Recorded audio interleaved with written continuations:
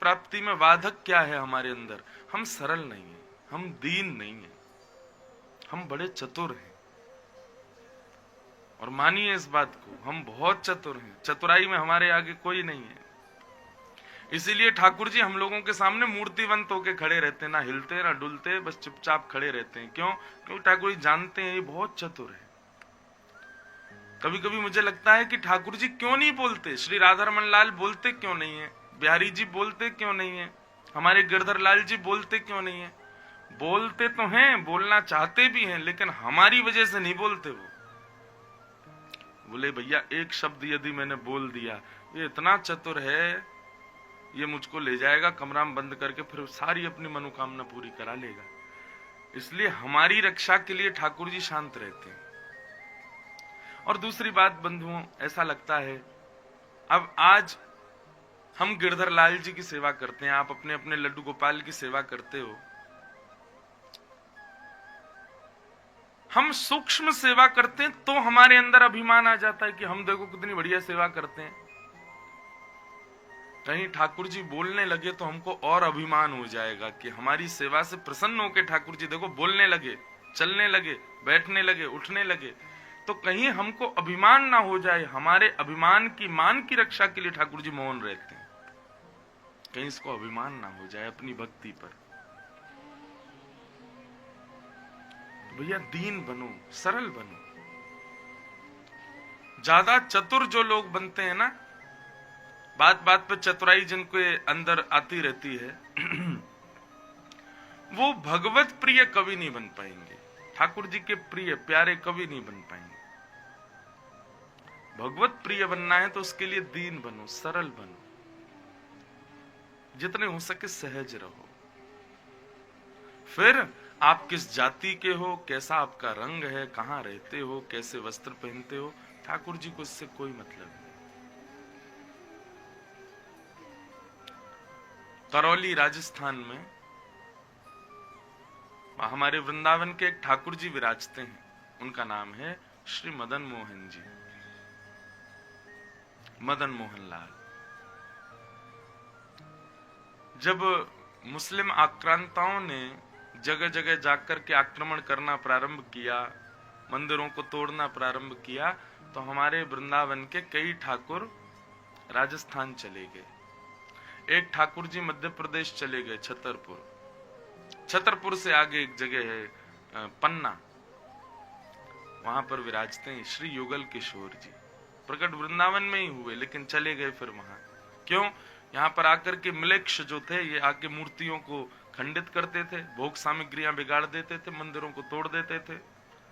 तो गोविंद देव जी चले गए जयपुर, गोपीनाथ जी भी चले गए जयपुर, मदन मोहन जी चले गए करौली, और श्री युगल किशोर जी चले गए पन्ना, छतरपुर। 7 निधि हैं हमारे वृंदावन की, गोविंद देव जी, मदन मोहन जी, गोपीनाथ जी, राधा रमण जी, राधा वल्लभ जी, और कौन रह गए, युगल किशोर जी और वृंदावन बिहारी लाल। ये 7 निधि हैं, 7 ठाकुर हैं प्रमुख हमारे वृंदावन के, जिनमें से 4 बाहर विराजते हैं, 3 अभी वृंदावन में, राधा रमण, राधा वल्लभ और श्री वृंदावन बिहारी लाल, ये 3 वृंदावन में विराजते हैं। तो करौली में श्री मदन मोहन जी का मंदिर है। तो एक पोस्ट ऑफिस में एक मुस्लिम काम करता था, उसका नाम था काले खां।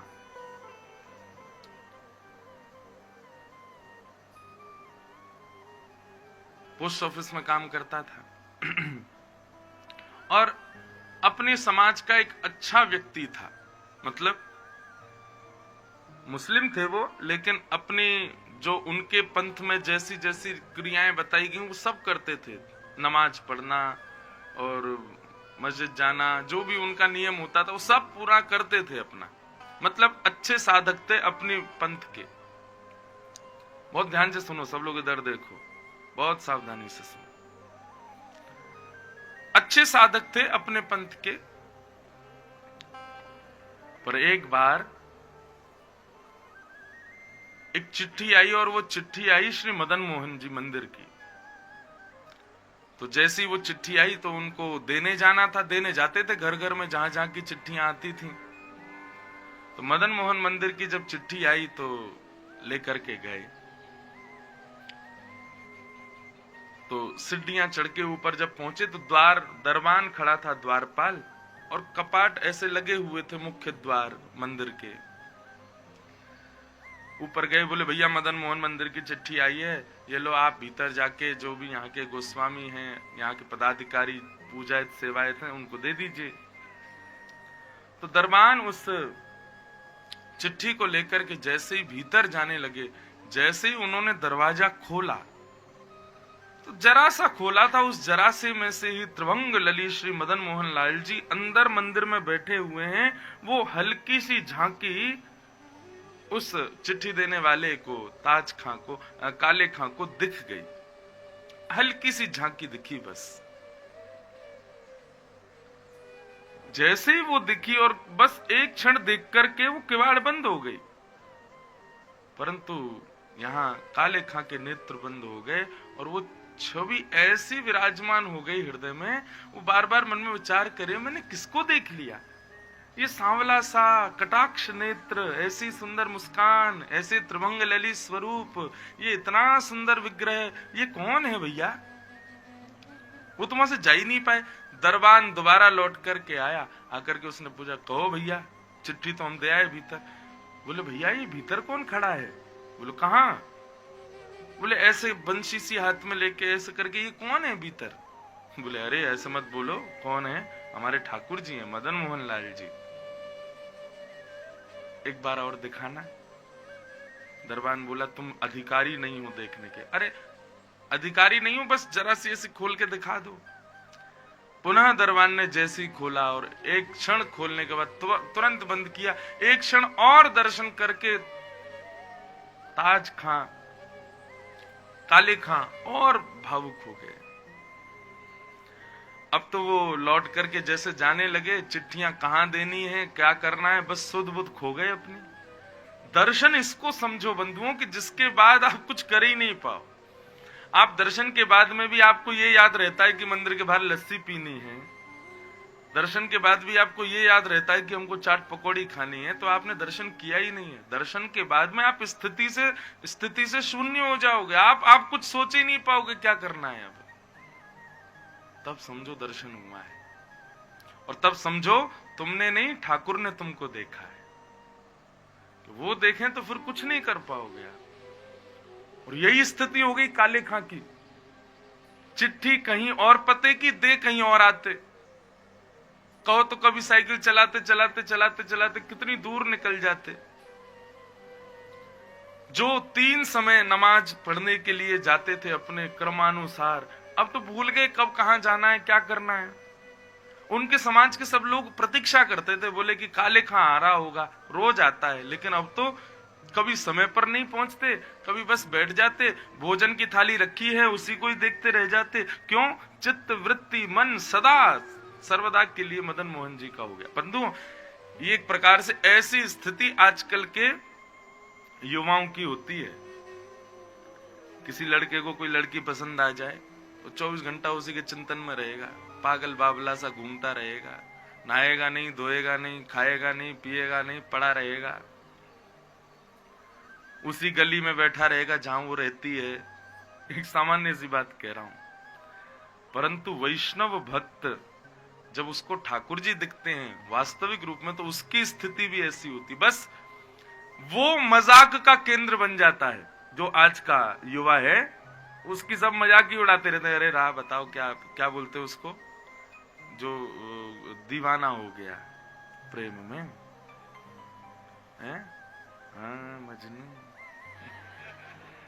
तो वो तो ऐसा दिखता है, वहीं पड़ा रहेगा, वहीं देखता रहेगा, खाएगा नहीं, पिएगा नहीं, पतला दुबला हो जाएगा बेचारा, बाल ऐसे हो जाएंगे जैसे चिड़िया का घोंसला, रूप ऐसा हो जाएगा जैसे मानो कितने कोयला के कोल में काम करके आता है क्या।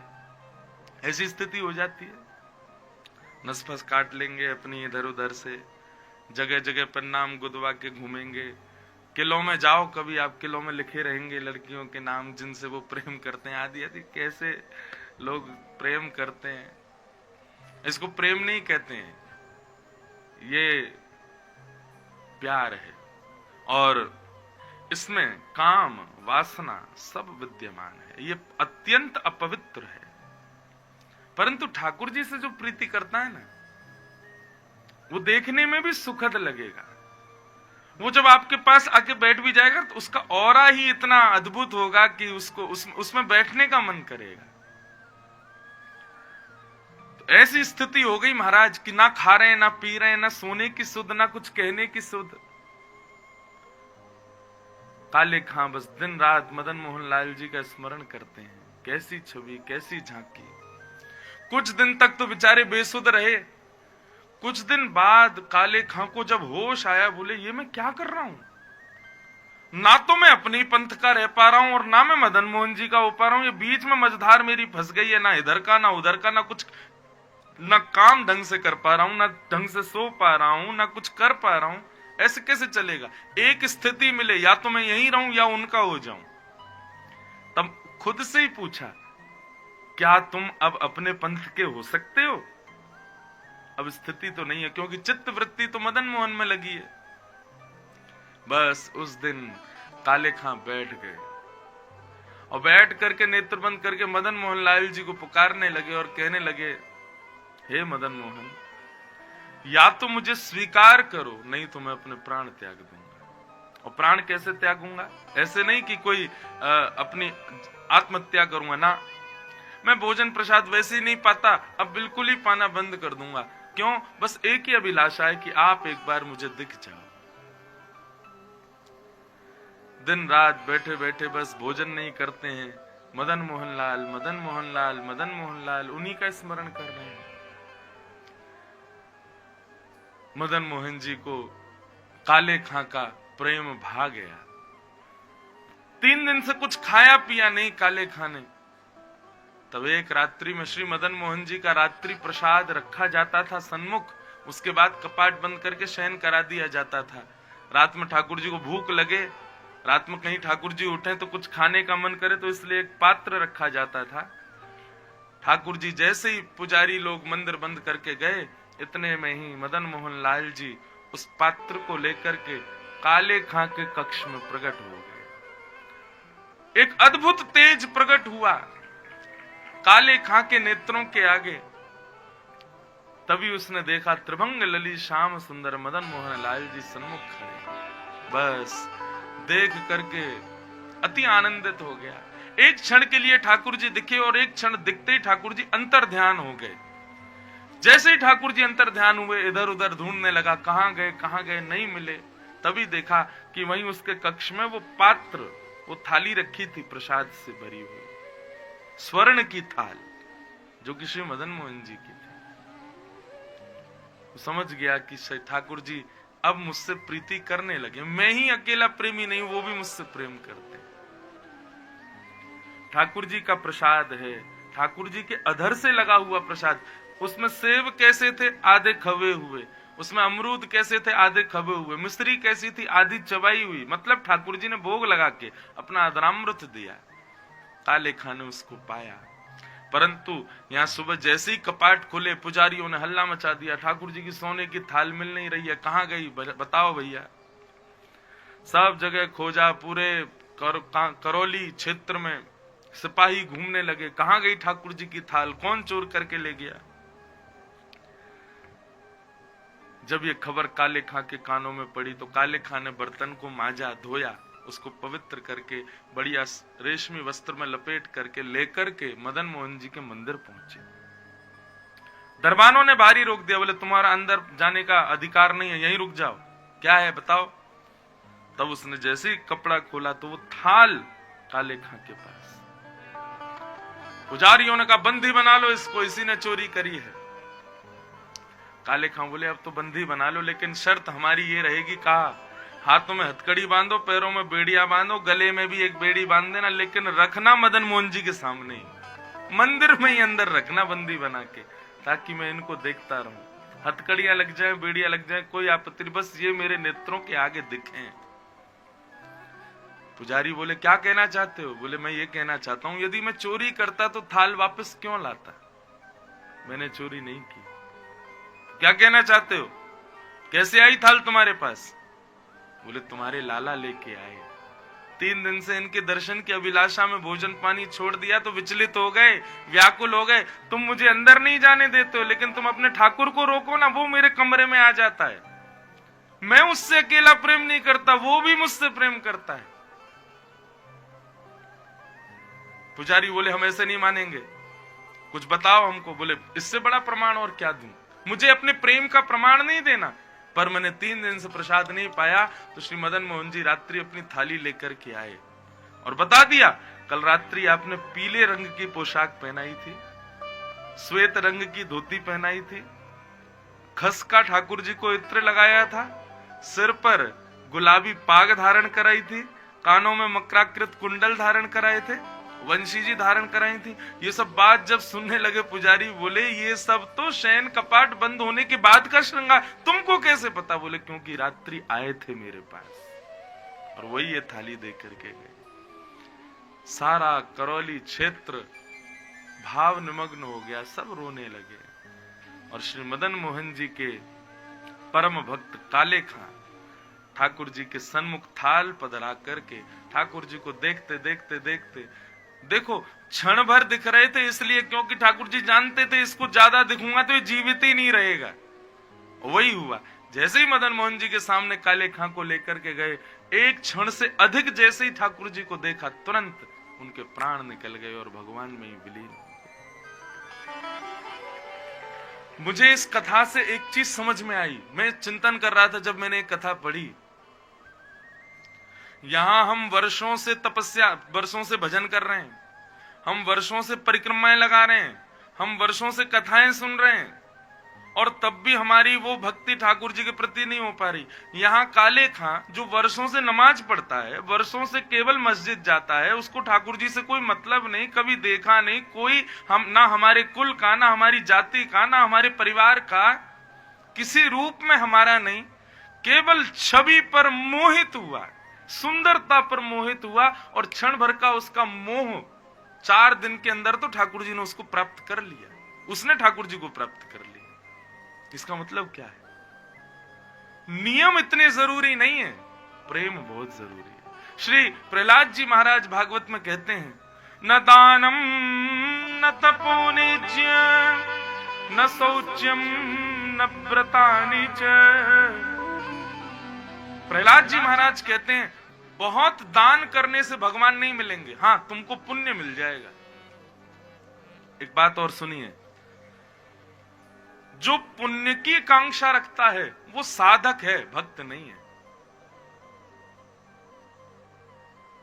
वृंदावन वाले पुण्य की आकांक्षा नहीं करते, हमारे ब्रजवासी लोग पुण्य की कामना नहीं करते कि हमको पुण्य मिले। पुण्य से क्या होता है? बोले पुण्य एक प्रकार का धन है। जैसे धन बहुत हो जाने पर आप 5 स्टार होटल में रुकना शुरू कर देते हो, बड़ी बड़ी गाड़ियों में घूमना शुरू कर देते हो, महंगे महंगे आइटम्स रखना शुरू कर देते हो। किसकी वजह से? क्योंकि धन ज्यादा है। ऐसे ही जब पुण्य ज्यादा होता है तब हमको स्वर्ग प्राप्त होता है। और वृंदावन वाले स्वर्ग चाहते नहीं, वैष्णव भक्त स्वर्ग नहीं चाहते, क्योंकि स्वर्ग क्या है? 5 स्टार होटल है, 5000 रुपए जमा कर दिए, रूम मिल गया, 5000 रुपए में एक ही रात रुक सकते हो। आपने 15000 जमा किए तो 3 रात का मिलेगा, लेकिन 15000 3 रात्रि के बाद आप अगर चाहो कि मैं रह लूं तो नहीं रह पाओगे। होटल वाले आपसे कहेंगे भैया राम राम जाओ, अगर और रुकना है तो पैसा जमा करो। ठीक वैसे ही स्वर्ग है, जितना पुण्य यहाँ करोगे उतनी दिन ही आप रह सकते हो, उसके बाद में आपको क्षीणे पुण्य मर्त लोकम विशंति, इस पृथ्वी पर फेंक दिया जाएगा। जाओ दोबारा किसी माँ के गर्भ में जाओ, फिर से पुण्य कमाओ और फिर आना स्वर्ग में।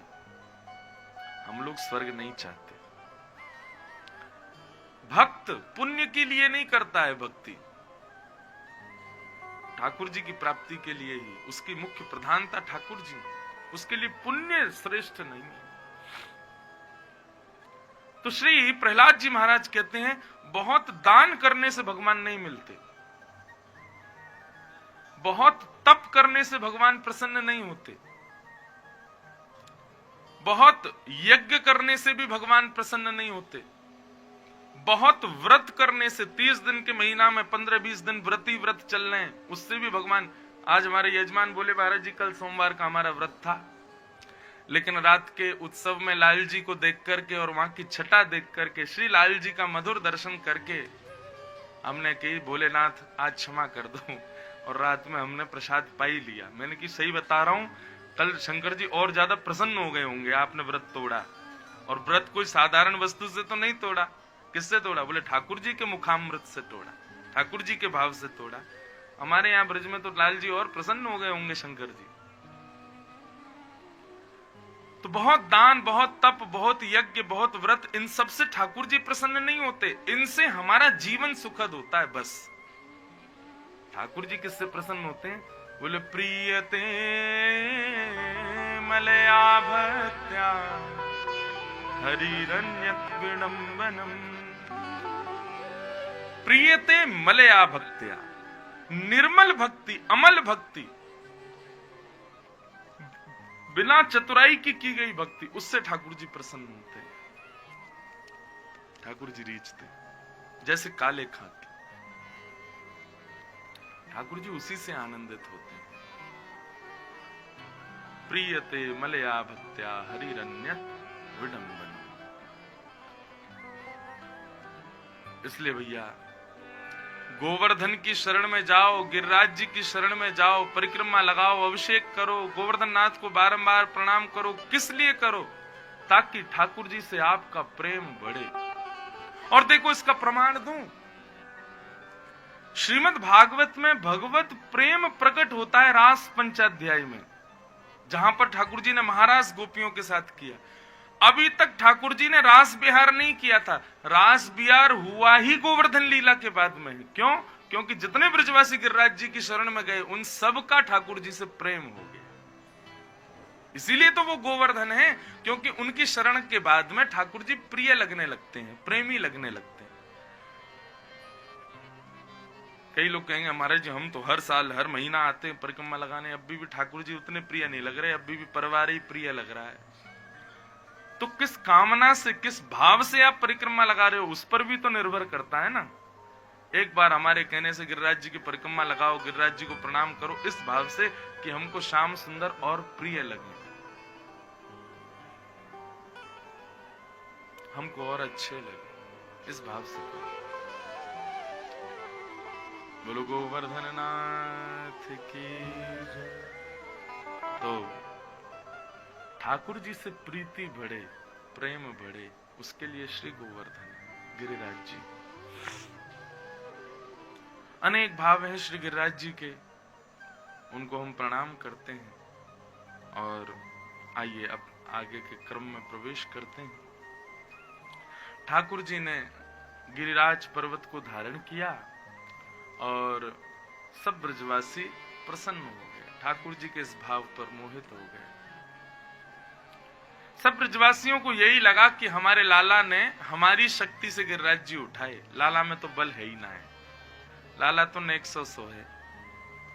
और यही बात ब्रजवासियों की ठाकुर जी को प्रिय लगती है कि कितनी भी मेरी लीलाएं हो जाएं, ये कभी मुझे प्रभुता में स्वीकार, प्रभुता के सांचे में नहीं ढालते, तब भी मुझे अपना प्रेमी ही मानते। माफ कीजिएगा, कई लोग ऐसे भजन गाते हैं, उन भजनों में भगवान ऐसे हैं, भगवान वैसे हैं, भगवान ने ये किया, भगवान की बड़ी महिमा, भगवान के ये ज्यादा महिमा मंडन करने वाले जो भजन कीर्तन होते हैं ना, मुझे तो उनमें रास नहीं आता। कल आप लोग आए, कौन कौन आया था शाम को उत्सव में? जय हो। कल ठाकुर जी चौसर खेल रहे थे। किस किसने सुनी वो बात? चौसर खेल रहे थे ठाकुर जी। अब हैं तो हमारे लाल जी बड़े विद्वान, हैं तो हमारे लाल जी बड़े पराक्रमी, लेकिन श्री जी से हार गए नेकमी। कल पीताम्बरी भी हार गए, पीताम्बरी हारे के बाद फिर वंशी धर गई, और वंशी दाव पे लगाई तो श्री जी भाव में जीत के चली गई, ठाकुर जी हार गए। हमको तो ऐसे भाव में आनंद आवे जहां हमारे ठाकुर जी हार जाएं, श्री जी जीत जाएं। ठाकुर जी ऐसे हैं, ठाकुर जी परमात्मा है, ठाकुर जी परब्रह्म है, ऐसे वो सब ठीक है अपनी जगह, वो सब बातें ठीक है, लेकिन जब ब्रज में आते हैं ना, तो ब्रज में तो वो लाला है भैया, वो सब लीला करे। इतना प्रिय एक पद है कभी कभी गाता हूँ। दो बालिकाएं आई थी, शायद चली गई अभी, परसों मुझे सुना रही थी, इतना बढ़िया गा, कल शायद उत्सव में भी गाया था उन्होंने।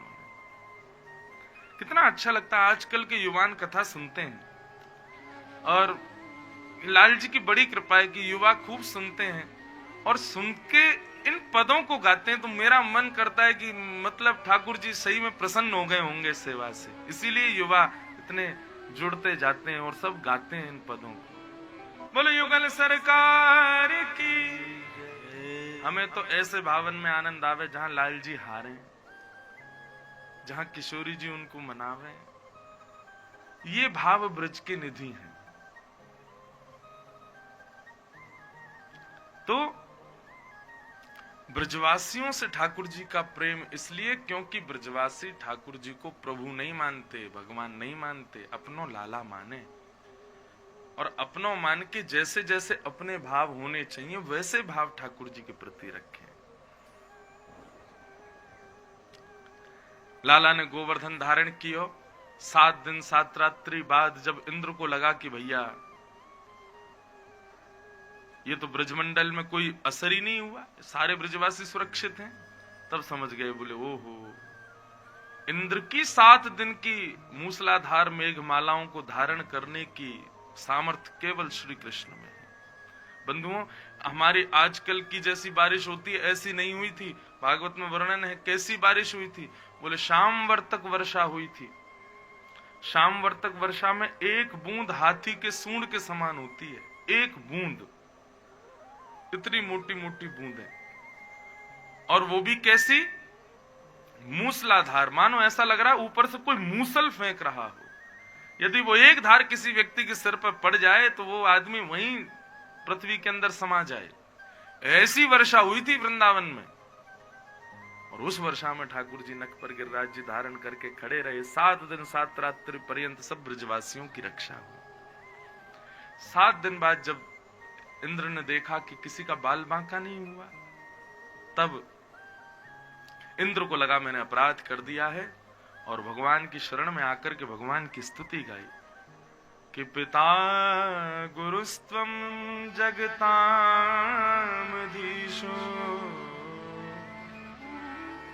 दुरत्ययः काल उपात्त दंडः हिताय स्वेच्छा तनुभिः समीहसे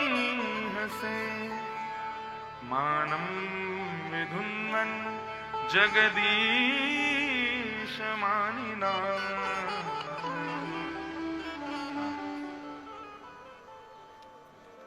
चरणों में प्रणाम करते हुए इंद्र ने आकर की स्तुति गाई। बोले नाथ, मुझे क्षमा कर दो, मुझसे अपराध हो गया।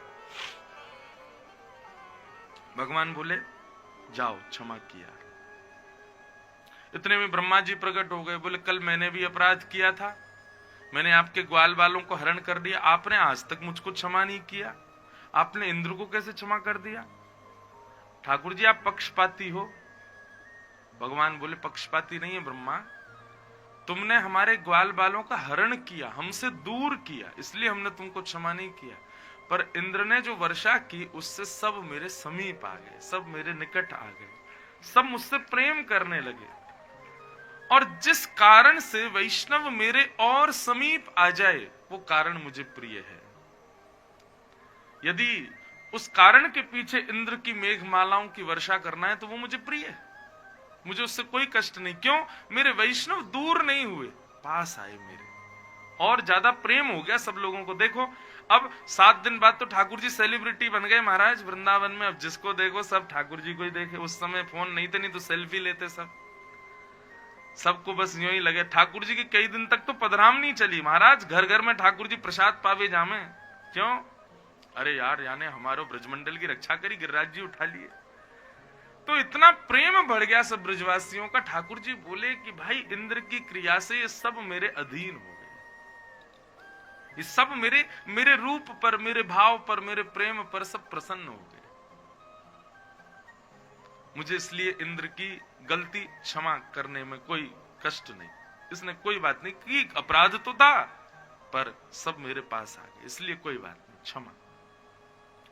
हम किस कारण से ठाकुर जी से दूर हो रहे हैं और किस कारण से समीप जा रहे हैं, इनका बहुत ध्यान रखिएगा।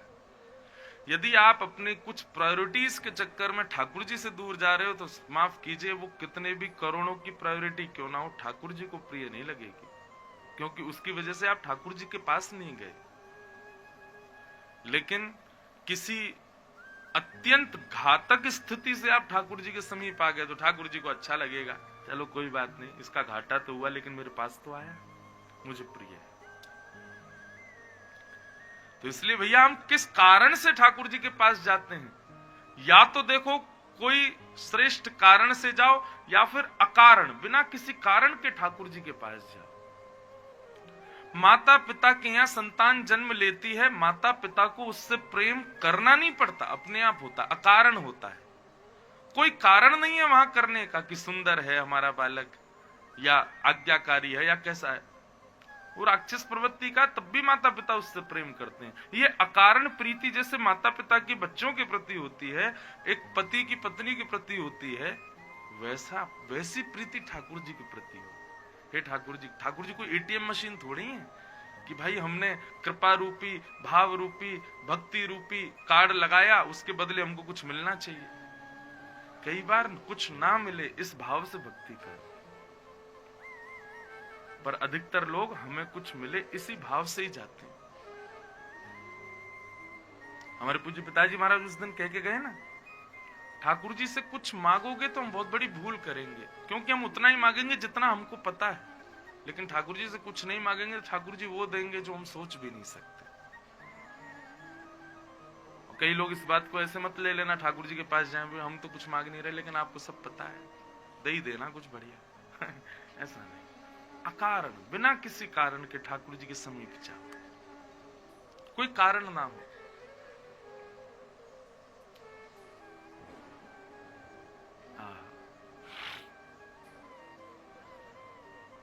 इंद्र ने भगवान की स्तुति गाई और इंद्र को जब आशीर्वाद दिया तब सब देवताओं ने भगवान का नामकरण किया इंद्रेश। ठाकुर जी का नाम हुआ इंद्रेश।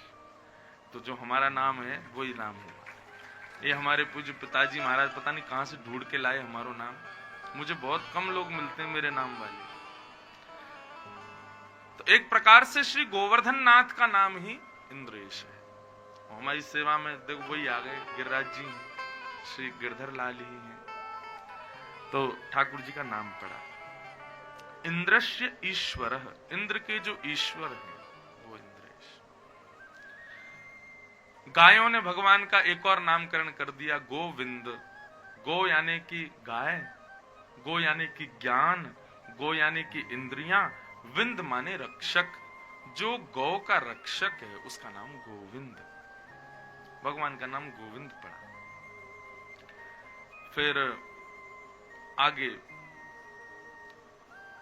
एकादशी व्रत की कथा आती है और वहां एकादशी व्रत क्यों किया जाता है। बंधुओं, एकादशी के दिन अन्न में पाप का निवास होता है, इसलिए अन्न खाना वर्ज्य माना जाता है। लेकिन कई स्थिति, कई भाव आ जाते हैं, इसलिए उसके कई मत होते हैं, लेकिन वैष्णवों को एकादशी करनी चाहिए। तो अभी वृंदावन से कुछ लेके जाओ चाहे मत लेके जाओ, 3 निष्ठाएं अपने संग लेके जाओ। एक, यहां से वापस जाने के बाद में रोज ठाकुर जी का नाम गुणगान करो। श्री राधा श्री राधा श्री राधा, राधा कृष्ण राधा कृष्ण राधा कृष्ण, ऐसे नाम जपो। ओम नमो भगवते वासुदेवाय, नाम निष्ठा। दूसरी बात, तुलसी निष्ठा। तुलसी का किसी भी रूप में आपके अंग से स्पर्श हो ऐसा भाव रखो। नाम निष्ठा, तुलसी निष्ठा और तीसरी एकादशी निष्ठा। अब यहां से जाने के बाद में एकादशी प्रारंभ कर दो, जिन जो नहीं करते वो लोग। एकादशी के दिन ठाकुर जी का केवल फलाहार सेवन करो। वो वाली एकादशी मत करना, कुटू की पकौड़ी, कुटू की कचौड़ी, कुटू के डोसा। एक जगह तो कुटू का डोसा आया बन के मेरे आगे, महाराज जी लो एकादशी वाला डोसा। मैंने कहा अरे गुजरात में तो अहमदाबाद पता नहीं कहाँ की बात है, वहां तो एक आटा बनता है उसकी रोटी भी बना दी। लो महाराज रोटी और आलू की सब्जी। मैंने कहा यार तो फिर एकादशी रही काय बात की? एकादशी के दिन पाना नहीं चाहिए। बंधुओं देखो हम व्रत क्यों करते हैं। मैंने अभी अभी कथा में बताया व्रत करने से भगवान नहीं मिलते, लेकिन हमको एक लाभ मिलता है। क्या? ध्यान से सुनना। व्रत क्यों करना चाहिए? व्रत करने का पहला कारण, एक दिन हम अन्न नहीं पाते हैं तो हमारे अंदर जो है थोड़ा, जितने भी पार्ट्स हैं हमारे बॉडी के, उन लोगों को थोड़ा रिलैक्स मिल जाता है। चलो आज कुछ खा नहीं रहा है, थोड़ी आज छुट्टी, एक दिन की छुट्टी सबको चाहिए, तो एक दिन की छुट्टी अपने ये पेट वेट इन सबको भी दो। हाँ लेकिन ये है कि कुछ नहीं खाओगे तो बीमार हो जाओगे, तो फल खा लो। फल के लिए ज्यादा शरीर को मेहनत नहीं करनी पड़ती, पचाने के लिए लिवर आदियों को ज्यादा मेहनत परिश्रम करना नहीं पड़ता। जूस पियो, फल खाओ, ग्रेप्स खाओ, सेब खाओ, आम खाओ, ये सब खाओ। पर हाँ, तो एक कारण हो गया कि इंद्रियों को, हमारे अंदर के जो सारे सिस्टम है, उन लोगों को एक दिन का छुट्टी मिल जाती है। दूसरा कारण व्रत करने का, जब हम व्रत करते हैं ना, तो बंधु हमारी आयु, जितना हम अन्न खाते हैं उस पर निर्भर करती है। हम यदि बहुत अन्न खाते हैं तो निश्चित है कि हमारी आयु बहुत जल्दी खत्म हो जानी है। आज मैंने सुबह से जो खाया रात्रि तक, चित्रकेतु सब लिखता जाएगा। चित्रकेतु भगवान ब्रह्मा जी का पीए है, पर्सनल असिस्टेंट, वो सब पर नजर रखता है। वो सब लिखता जाएगा इसने कितना अन्न खाया और इसके जीवन में इसको कितना अन्न खाना है। तो हम जितना खाते हैं वो हमारे पूरे में से उतना माइनस करता रहता है। ब्रह्मा जी ने मानो कह दिया कि भाई इंद्रेश के जीवन में इतना किलो आटा है, अमुक अमुक कितना किलो आटा, इतना ही खाएगा ये, इससे ज्यादा नहीं खा सकता। जितना इस दिन पूरा हो गया, किसी भी रूप में इसकी मृत्यु निश्चित है। तो चित्रकेतु हिसाब रखता है कब कहां कैसे खा रहा है, और जितनी अवधि है उसमें से माइनस करता रहता है उतना। लेकिन आज चित्रकेतु को पता चला इसने सुबह से कुछ खाया ही नहीं है, व्रत किया है, आज इसने कुछ पाया ही नहीं है।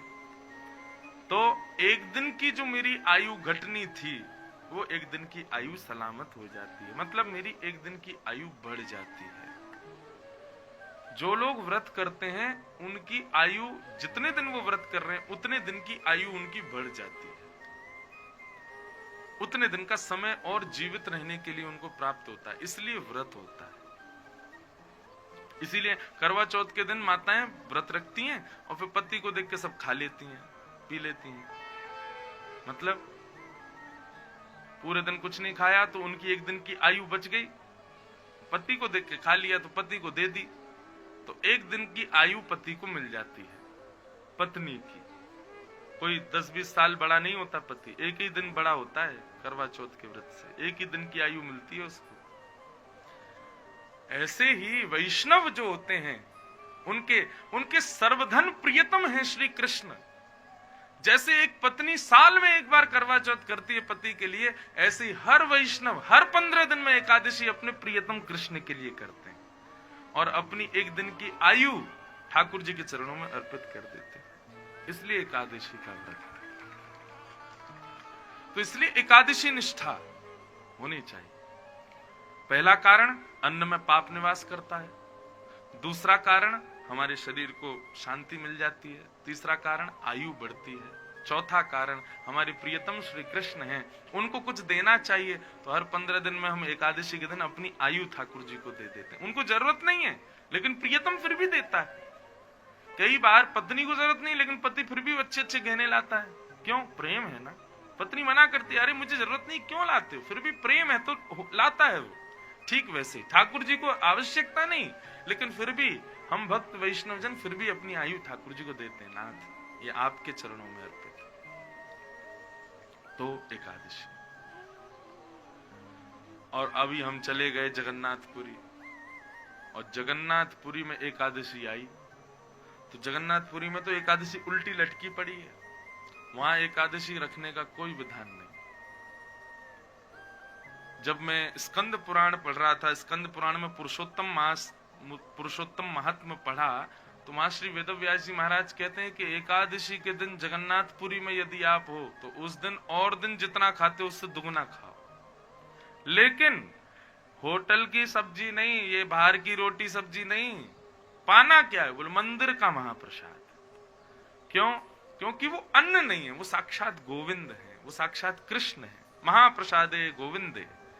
इसलिए एकादशी के दिन वहां पर दोष नहीं लगता। क्यों? क्योंकि वहां अन्न नहीं है, वहां जगन्नाथ है, वहां ठाकुर जी है अन्न के रूप में, इसलिए वहां पर दोष नहीं लगता। बाकी सब जगह दोष लगता है। एकादशी के दिन यदि महाप्रसाद कोई जगन्नाथपुरी से ले आवे और उसकी जो महाप्रसाद होता है उसको सुखा करके निर्माल्य बनाते हैं, वो निर्माल्य यदि मिल जाए और एकादशी है और आप कहीं और हो, जगन्नाथपुरी मनिए, तो भी उसको पाया जा सकता है, क्योंकि वो अन्न माना ही नहीं जाता, वो कृष्ण का ही स्वरूप है। तो एकादशी व्रत की कथा बताई गई। तो बंधु, आज के बाद एकादशी प्रारंभ कर दो, जो लोग नहीं करते हैं वो लोग। अब यहां से प्रारंभ होती है रास पंचाध्याय की कथा। भगवान पिता रात्रि शरदोत्फुल्ल मल्लिका विक्षरन्तुं मनश्चक्रे योगमायामुपाश्रित।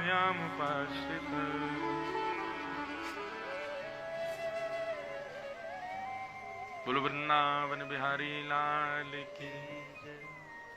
बंधु, रास पंचाध्याय। अब यहां से रास की कथा प्रारंभ होती है। बहुत ध्यान से सुनना। रस और रास, मैं सब जगह कथाओं में इसमें अंतर जरूर बताता हूं, क्योंकि लोग इसका वास्तविकता जान नहीं पाते, इसलिए बताता हूं। रास का मतलब नाचना नहीं होता। जैसे ही रास का भाव आता है तो हम नाचने को प्रधानता देते हैं। नाचना मतलब रास नहीं होता, नृत्य रास नहीं है।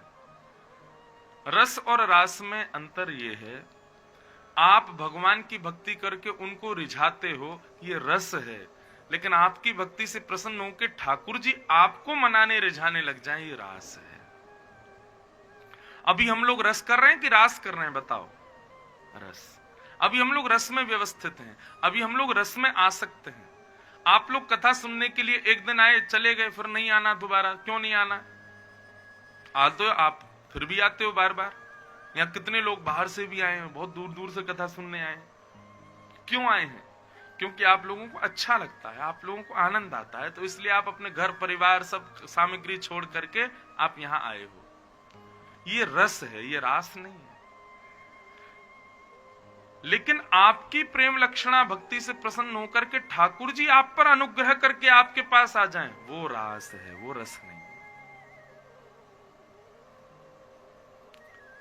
समझे बात? आप बिहारी जी जाओ, वो रस। लेकिन बिहारी जी आपके पास आ जाएं, ये रास। और एक बात बताऊं, हम सबके साथ रास हुआ है, क्योंकि हम सबके घर में ठाकुर जी विराजमान है। आए हैं, वृंदावन से आए, किसी के यहाँ नाथद्वारा से आए, किसी के यहाँ द्वारिका से आए, किसी के यहाँ जगन्नाथपुरी से आए। हम सबके घर में ठाकुर जी बैठे हैं, हम सबके यहाँ ठाकुर जी आए हैं, हम सबके मंदिरों में ठाकुर जी बैठे हैं। इसलिए वो रास तो कर चुके हैं, बस हम उनको और अवसर नहीं दे रहे रास करने का। वो तो आए हैं करने के लिए। कल आप लोग आए रात्रि में, परसों आए, उसके पिछले दिन आए। हमारे गिरधर लाल जी वो आए, उन्होंने रास का अवसर दिया, तो हम भी चूकते नहीं, हम करते हैं। हम ठाकुर जी के संग खूब आनंद करते हैं, खूब घुमाते हैं, खूब आनंद कराते हैं उनको, खूब ले करके डोलते हैं इधर उधर। लेकिन मर्यादित, हाँ, डलिया में लेके नहीं जाता मैं ठाकुर जी, बहुत मर्यादा से। वो परम ब्रह्म है। मैं अभी कल यहाँ कथा करके रात्रि मुंबई निकल जाऊंगा। कैसे जाऊंगा ठाकुर जी को लेके? झांपी होंगी ठाकुर जी की, एक बढ़िया कुशा की, और अंदर मखमली मलमल के कपड़े में एक बढ़िया एक सिंहासन, उस पर ठाकुर जी पौड़ जाएंगे, इत्र वित्र से सुगंधित कर देंगे, और ठाकुर जी कहेंगे, ठाकुर जी अब जितना पा लिया, अब तो भोग अगले दिन लगेगा सुबह मुंबई में। रात भर क्या पाएंगे ठाकुर जी? तो ठाकुर जी के पास में 5-6 हजार रुपया धर देते हैं, आपको भूख भाग लगे तो अपने आप पालिए, ले भाव। अब फ्लाइट में क्या होता है कि मोस्टली हम या तो सबसे आगे की सीट पर बैठते हैं, या इमरजेंसी सीट थोड़ी जगह मिल जाती है। तो वहां क्या है कि ठाकुर जी को गोद में नहीं रखने देते, बोले इनको ऊपर डालो। मैंने, भैया ये हमारे लाल जी हैं, इनको ऊपर नहीं रख सकते, क्या करें? तो फिर हम गले का एक बढ़िया बैग बनवाया, गले में ऐसे डाल लेते हैं उसको, उसमें ठाकुर जी बैठ जाते हैं। उसमें पतरी सी झीनी सी एक चादर लगी है जिससे ठाकुर जी बाहर देखते रहते हैं और गले में पहन के उनको घूमते हैं। अब यहां से कहां से उठाओगे?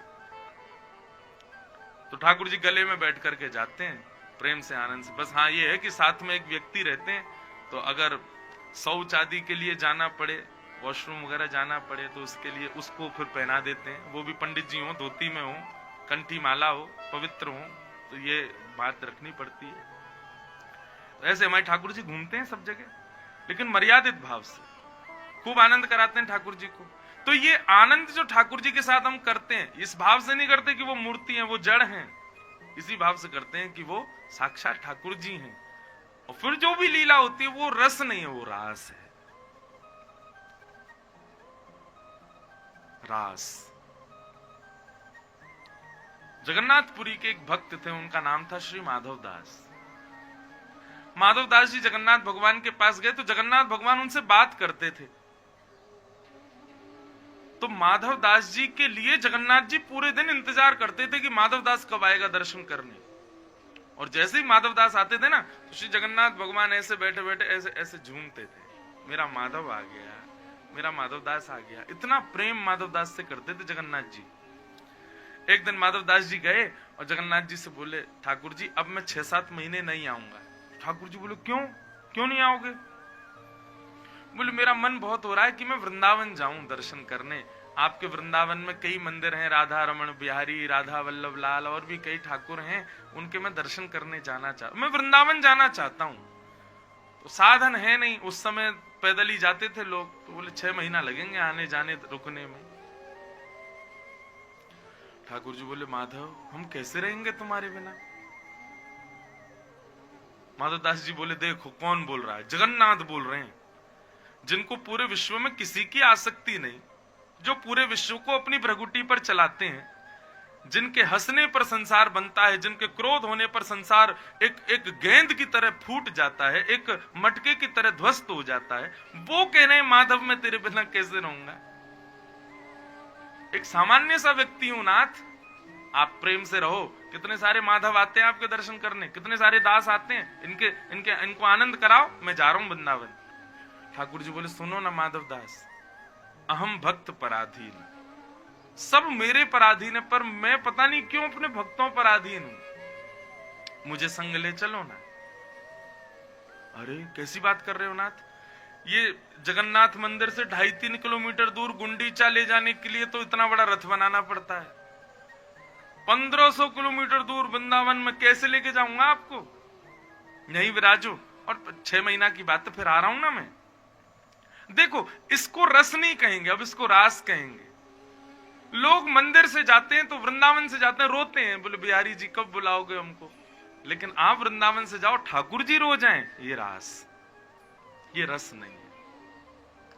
माधव दास मंदिर से निकल रहा है और श्री जगन्नाथ जी के मोटे मोटे आंसू गिर रहे हैं। बोले माधव मुझे संग ले चलो। चले गए माधव दास। माधव दास जी गए। अब बेचारे 2-3 दिन उनको अभ्यास था, एक सप्ताह तक भोजन नहीं मिलता था तो माधव दास जी रह लेते थे।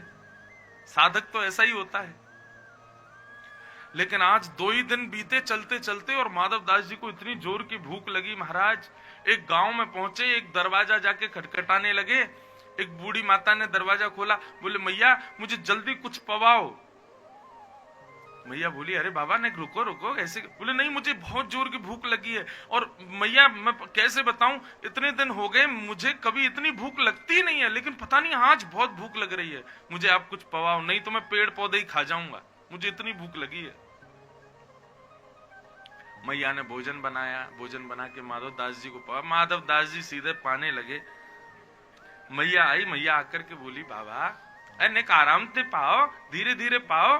बोले मैया बहुत जोर की भूख लगी है, 3 दिन हो गए मैंने कुछ पाया नहीं, पता नहीं क्यों इतनी भूख क्यों लग रही है। मैया बोली बाबा सारा भोजन अकेले पाओगे, इसको नहीं पवाओगे? माधव दास जी बोले किसको?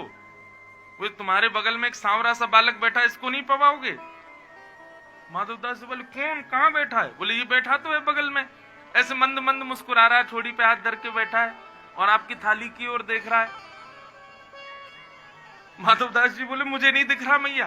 बोले बाबा ये सब मैं चतुराई जाननी है, तुम्हारी सारी रोटी अकेले पाना चाहते हो इसलिए कह रहे हो मुझे दिख नहीं रहा। अरे बगल में बैठा कितना कोमल सा बाल है, रुको इसको मुझे दे के जाओ, नहीं तो मैं पूरे गांव में हल्ला कर दूंगी किसी के घर का बालक उठा लाया बाबा। माधवदास जी बोले भाई कौन है? थोड़ी दूर गए तब माधवदास जी को लगा ओहो, तभी मैं कहूं इतनी भूख क्यों लग रही है मुझे, ये जगन्नाथ जी मेरे चित्त में बैठ के मेरे संग ही आ गए हैं। जैसे ही ये बात कही इतने में ही उस विहंगम वन में ठाकुर जी प्रकट हो गए और प्रकट होकर के बोले माधवदास हम आ गए तुम्हारे साथ, इसीलिए इतनी भूख लग रही थी तुमको। माधवदास जी बोले जय हो जगन्नाथ जी आपकी। बोले वहां तो अब हमारी विग्रह विराज रहा है, 6 महीना हम तुम्हारे संगी रहेंगे। अब माधवदास जी बोले क्या करें, मैं इसीलिए तो नहीं ला रहा था आपको, क्योंकि हमको तो अभ्यास है 6-6 दिन कुछ नहीं मिले तो रह लेते हैं। अब आप आ गए हो, अब हर 2 दिन में क्या हर 2 घंटे में भूख लगेगी मुझे, क्योंकि संग चल रहे हो मेरे। और माधवदास जी का वही हुआ, अगले गांव में जाकर के बेचारों ने कुछ चने लिए, कुछ भिक्षाएं ली, रखी अपने पास। क्यों? हर 2 घंटे में भूख लगी है उनको। ठाकुर जी तो 8 बार भोजन करते हैं दिन में। वृंदावन पहुंचे, वृंदावन आते ही माधवदास जी बोले पहले बिहारी जी का दर्शन करूंगा, सारे मंदिरों में जाऊंगा, लेकिन आते ही भूख लगने लगी, क्यों ठाकुर जी चल रहे हैं संग में। माधवदास जी बोले मैं तो परेशान हो गया खा खा के, इतनी भूख लगती है इनको। बेचारे जमुना जी किनारे गए और चने भून करके उन चनों को ही पाने लगे। माधवदास जी जैसे ही गए बिहारी जी के मंदिर में, निधिवन राज में बिहारी जी विराजते थे, पहले निधिवन में बैठते थे ठाकुर बिहारी जी, फिर बाद में मंदिर में विराज गए। तो निधिवन राज में जब गए, कपाट बंद थे बिहारी जी के, स्वामी श्री हरदास जी सेवा कर रहे थे। स्वामी जी निकल के बाहर आए, दर्शनार्थी बैठे थे। स्वामी जी बोले भाई तुम में से माधवदास कौन है? माधवदास जी बोले मैं हूं माधवदास। बोले इधर आओ। बोले तुमको पता है आज ठाकुर जी भोग नहीं लगा रहे, हमारे बिहारी जी भोग नहीं लगा रहे। बोले तो मेरे से कोई अपराध हो गया? बोले हाँ, हमने ठाकुर जी से कहा ठाकुर जी भोग क्यों नहीं लगा रहे? ठाकुर जी बोले माधवदास ने रूखे चने खिला दिए हैं मुझको, इसलिए मुझे भूख नहीं लग रही है। मेरे रूखे चनों से ही पेट भर दिया उसने। माधवदास जी भाव विभोर हो गए। बंधुओं इसको रस नहीं कहते, इसको कहते हैं रास। जहां अपने भक्त के अधीन ठाकुर जी रहें वो रास, और जहां भक्त ठाकुर जी के अधीन रहे वो रस। तो अभी हम लोग रस की स्थिति में हैं, परंतु इसी स्थिति में नहीं रहना है, इसी रस की स्थिति से रास में परिवर्तित होना है। मैं अपनी कथाओं में कहा करता हूं हम ठाकुर जी के पीछे पड़े रहें, ये भक्ति का स्वरूप नहीं है। ऐसी भक्ति करो ठाकुर जी हमारे पीछे पड़ जाएं, तब समझो कि हाँ ये भक्ति का स्वरूप है। भगवान ने शरद पूर्णिमा की रात्रि पर पहले ही गोपियों को आमंत्रित कर दिया था कि हम शरद पूर्णिमा की रात्रि पर आप सबके साथ रास विहार करेंगे। आज जैसे ही शरद पूर्णिमा की रात्रि प्रकट हुई, भगवान ने अपने अधर पर वंशी को धारण किया और जैसे ही वेणु का वादन करना वृंदावन में प्रारंभ किया, सब ब्रज की गोपियों को लगा कि श्याम सुंदर हमें पुकार रहे हैं। कृष्ण प्रेम में आसक्त उन्मुक्त गोपियां मानो जैसे उनके चित्त को खींच रहे हों अपनी ओर।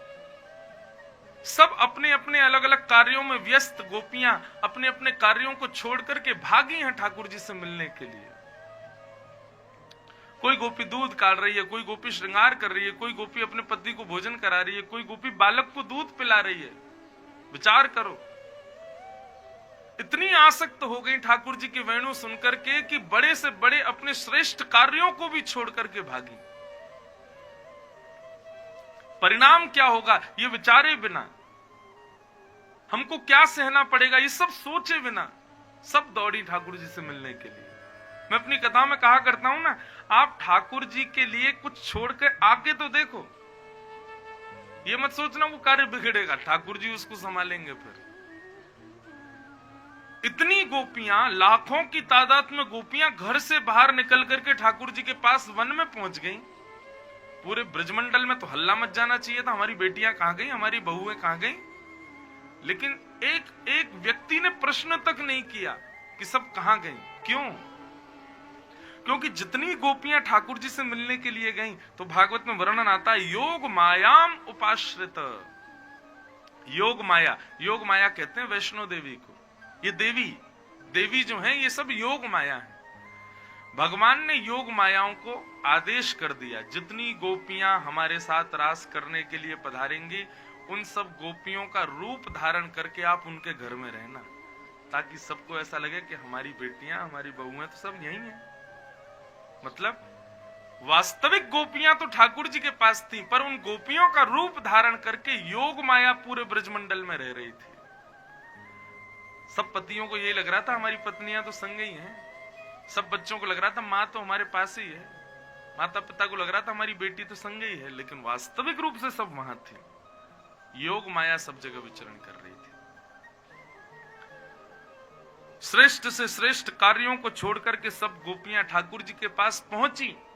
यहां पर गोपियों के रूप का वर्णन किया गया। ऐसा नहीं कि बहुत सज धज के गई गोपियां, जिस स्थिति में थी, मतलब गोबर थाप रही थी और उसी समय वेणु की ध्वनि आ गई तो हाथ में गोबर लगाए वैसे ही दौड़ी है ठाकुर जी से मिलने।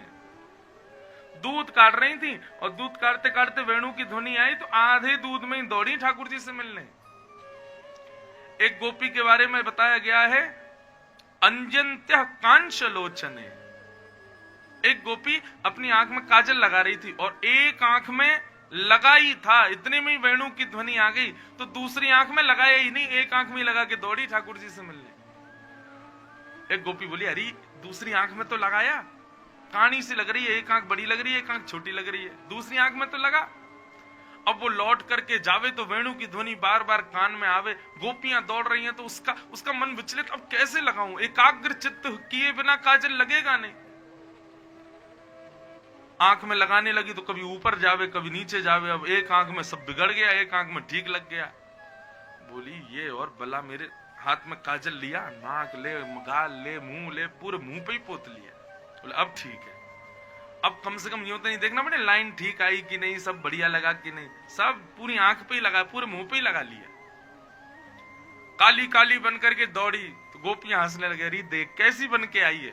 बोले तू ना जाने काय को बार बार कह रही है ऐसो श्रृंगार करे, ऐसो हमारो लाला श्रृंगार ना देखा करे, हमारो लाला तो चित्त देखे, श्रृंगार देखतो तो पूतना कितनी सुंदर बन के आई, लाला ने उठा के फेंक दी। लाला सुंदरता थोड़ी देखे, लाला तो चित्त देखे। अब चल ऐसे, और सुन हमारो लाला भी कारो और मैं भी कारी, सबसे बढ़िया जोड़ी तो हम दोनों की लगेगी, चल अब ऐसे ही चल।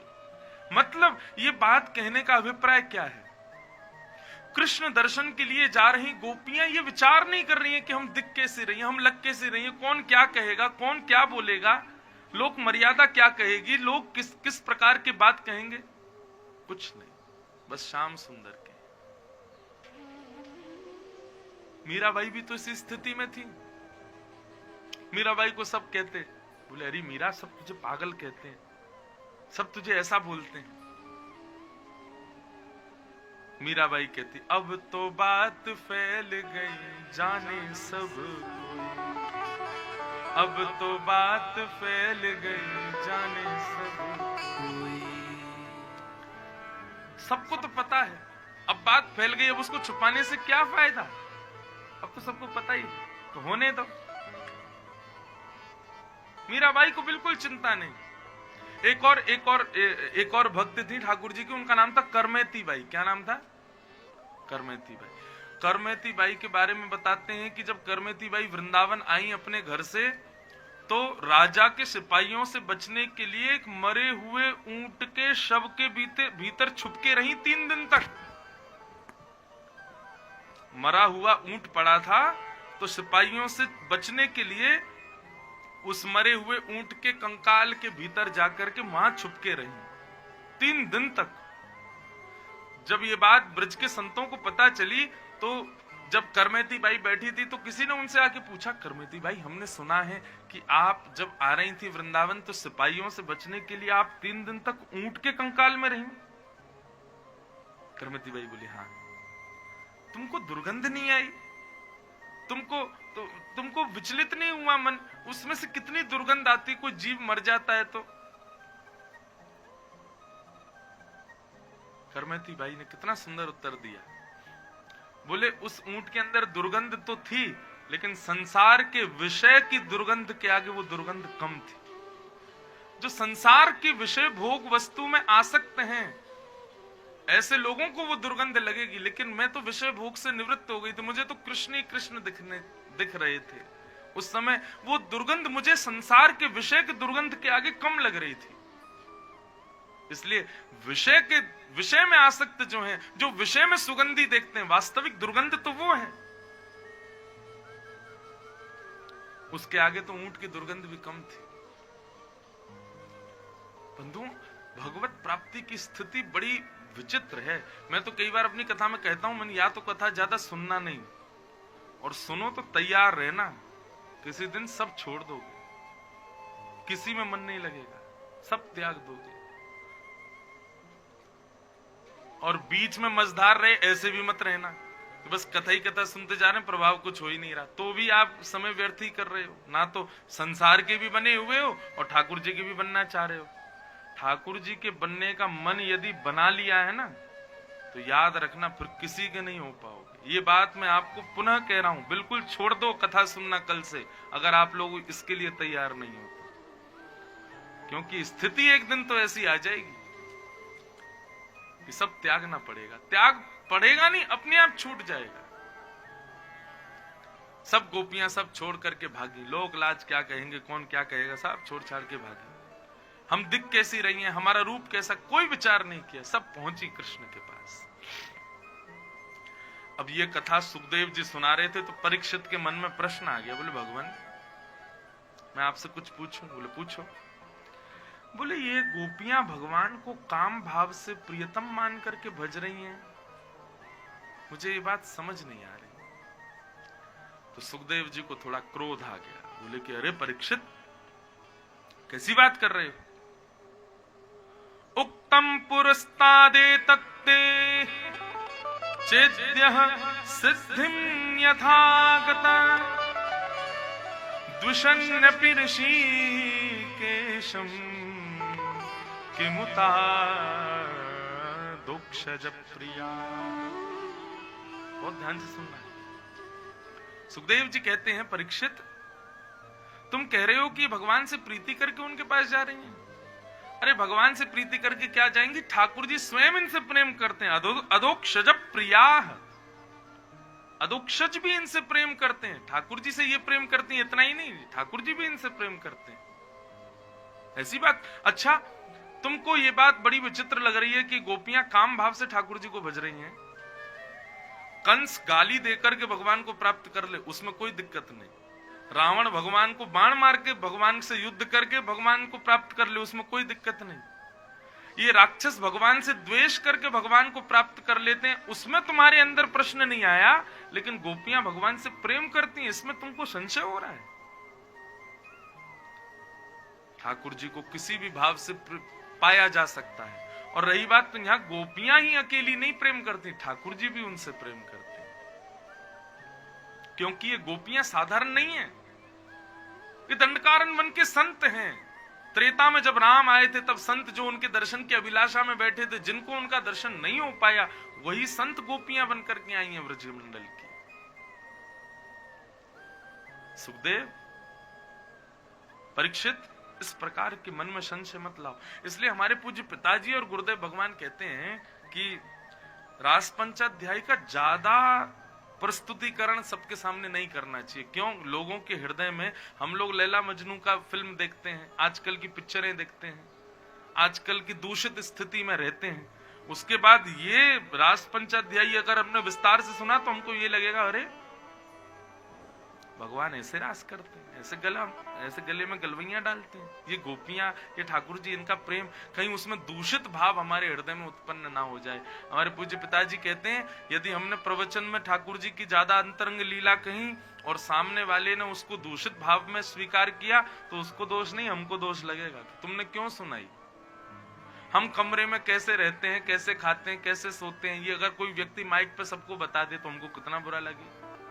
ऐसे ठाकुर जी की अंतरंग लीला सबके सामने कहने का विषय नहीं, इसलिए हम थोड़ा थोड़ा स्पर्श करके बताते हैं, ताकि किसी के हृदय में संशय ना आ जाए। दूसरा, मैं भागवत के हर विषय पर प्रवचन किया है, लगभग करता हूं, लेकिन मैं रास पंचाध्यायी पर कभी स्वच्छंद प्रवचन नहीं करता। क्यों? क्योंकि हमारे सुनने का विषय ही नहीं। ये तो केवल आस्वादन का विषय है। आस्वादन मतलब एकांत में बैठकर के इस लीला का चिंतन करो। रास पंचाध्याय। और एक बात बताएं, रास पंचाध्याय के अंत में सुखदेव जी कहते हैं, जो रास पंचाध्याय श्रवण करता है, जो रास पंचाध्याय को अपने हृदयांगित करता है, उसके हृदय का सबसे बड़ा रोग काम नष्ट हो जाता है। पर हम लोगों की स्थिति ऐसी कि हम यहां भी काम का ही दर्शन कर लेंगे, इसलिए ज्यादा प्रस्तुतिकरण आवश्यक नहीं। क्यों? हम लोग तो सामान्य जीव हैं। यहां परीक्षित के हृदय में प्रश्न आ सकता है, तो हमारे हृदय में क्यों नहीं आएगा? इसलिए सुखदेव जी ने डांटा और कहा, परीक्षित इस प्रकार का विषय मत पूछो। भगवान से जब कोई द्वेष करता है तब तुमको कोई दिक्कत नहीं होती। राक्षस भगवान के ऊपर आक्रमण करते हैं और मरने के बाद फिर भगवान को प्राप्त कर लेते हैं, तब कोई दिक्कत नहीं। तो गोपियां प्रेम क्यों नहीं कर सकती ठाकुर जी को? ठाकुर जी किसी भी प्रकार में पाए जा सकते हैं, द्वेष से या प्रेम से, कैसे भी। भगवान ने गोपियों का स्वागत किया। सब गोपियों का स्वागत करने के बाद भगवान बोले, ब्रूतागमन कारणम, क्यों आई हो आप लोग? अपने आने का कारण बताओ। और भगवान ने यहां 10 श्लोकों में ये बात कही कि तुम लोग वापस लौट जाओ। पति को छोड़ के, बच्चों को छोड़ के तुम जो आई हो ये उचित नहीं है। चलो जाओ, लौट जाओ। ये उचित स्त्री का धर्म नहीं है। भगवान स्त्री धर्म समझाने लगे। गोपियां थोड़ी देर तो सुनती रहीं। जब भगवान मौन हुए तब गोपियां बोली, अब हम बोलें? ठाकुर जी बोले, बोलो। तब गोपियां कहती हैं, मैं एवं विभोरहति भवान गदितुम नृशंसम् संत्यज्य सर्व विषयांस्तव पादमूलम् भक्ता भजस्व दुर्वग्रहमान् त्यजास्मान् देवो यथादि पुरुषो भजते मुमुक्षु। गोपियां कहती हैं, ठाकुर जी, मैवं विभोरहति भवान गदितुम नृशंसम्। ठाकुर जी, भात खाने वाले को नहीं पता होता कि भात कितनी मेहनत से बना है। चावल पहले धान में होता है, कूट करके उसको वहां से निकाला जाता है, उसके छिलके को उतारा जाता है, खौलते हुए पानी में उसको डाला जाता है, और जब खोलते खोलते खोलते उसका अंदर गर्भ तक भी नरम हो जाता है, तब उसको थाली में परोसा जाता है और दाल से मिला करके व्यक्ति उसको पा लेता है। उसको क्या पता कि कितनी मेहनत से बना। ऐसे ही ठाकुर जी, भात और भक्त इनकी एक ही राशि है। जितने श्रम करके भात बनता है उतना ही श्रम करके भक्त बनता है व्यक्ति। लेकिन जैसे भोक्ता को नहीं पता कि भात कितने श्रम से बना, ऐसे ही भगवान को भी नहीं पता होता कि भक्त कितने श्रम से बना है। आप अपनी गीता में कहते हैं, सर्वधर्मान परित्यज्य माम एकम शरणम ब्रज। सब छोड़ करके, सारे धर्मों को त्याग करके एक मेरी शरण में आ जाओ। और आज जब हम गोपियां अपने पति परिवार सबको छोड़ करके चली आई हैं, तो आप कह रहे हो ब्रूतागमन कारणम, अपने आने का कारण बताओ। माफ कीजिएगा, भगवान ने जब गीता का प्रवचन किया अर्जुन को और उसमें कहा सर्वधर्मान परित्यज्य माम एकम शरणम ब्रज, तब हिंदू धर्म के अलावा कोई और धर्म ही नहीं था। तो भगवान किस धर्म के लिए कह रहे हैं कि उसको छोड़ो?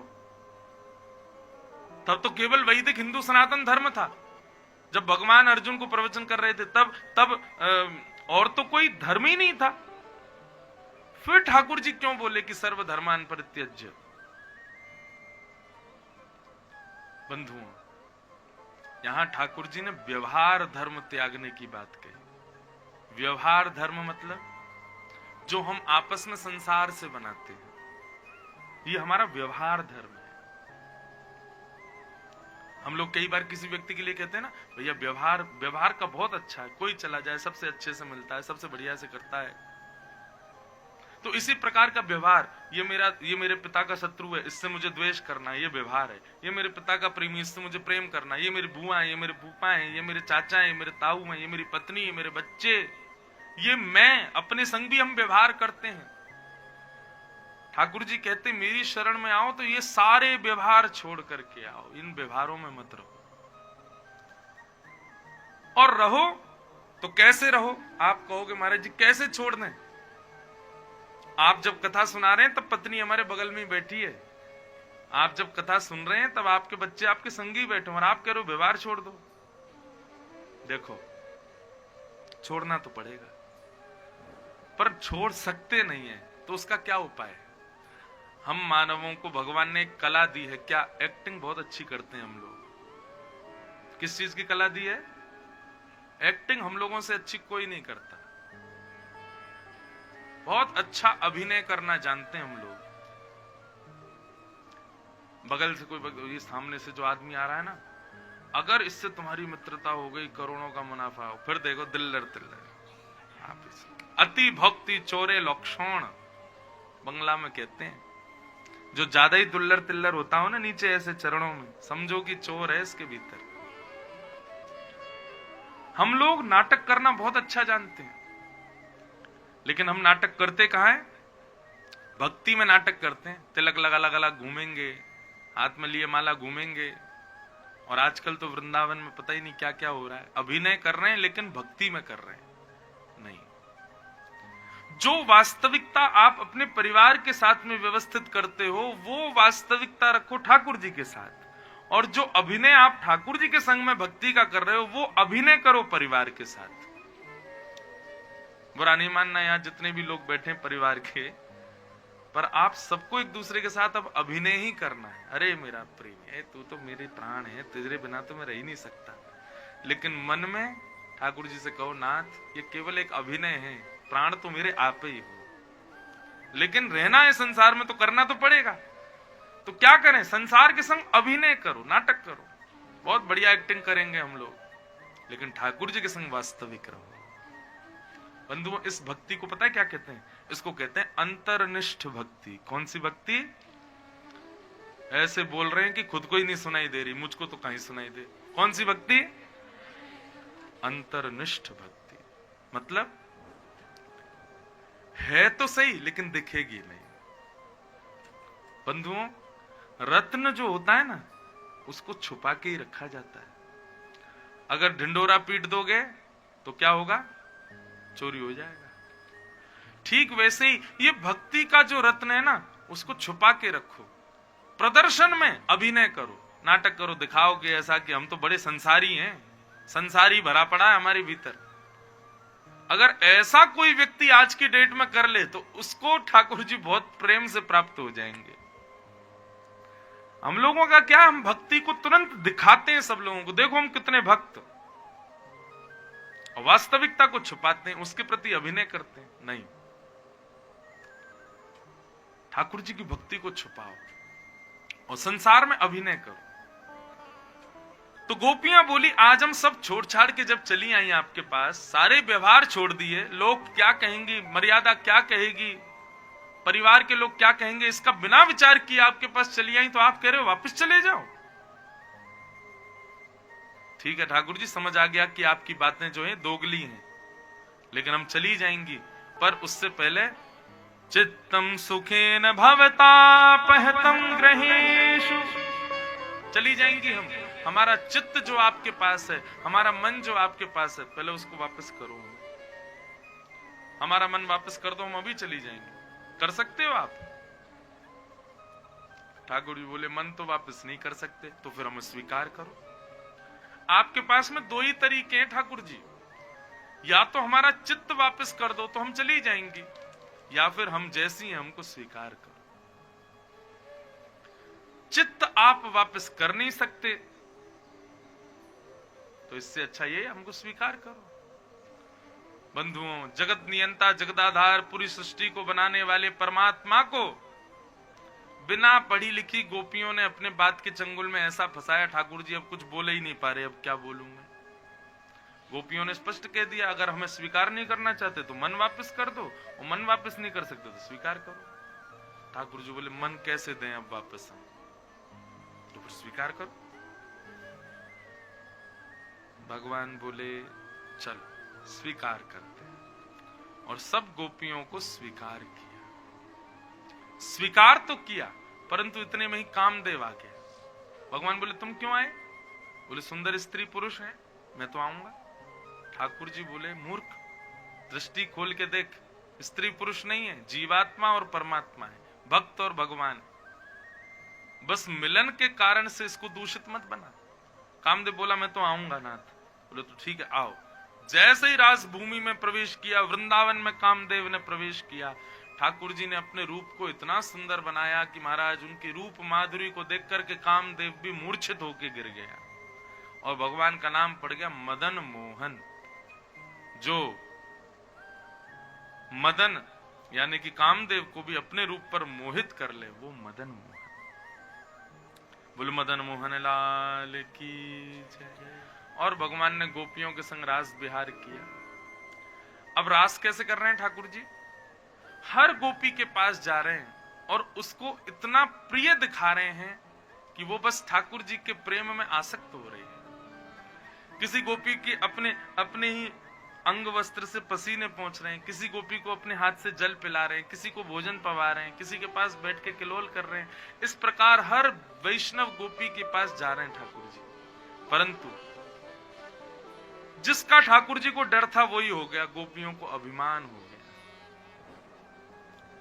हमारे प्रेम, हमारे रूप, हमारे स्वभाव पर ठाकुर जी रीझ गए हैं, इसलिए ठाकुर जी ऐसा कर रहे हैं। हम बड़ी श्रेष्ठ हैं, इसलिए ठाकुर जी हमारे प्रेम में आसक्त हो रहे हैं।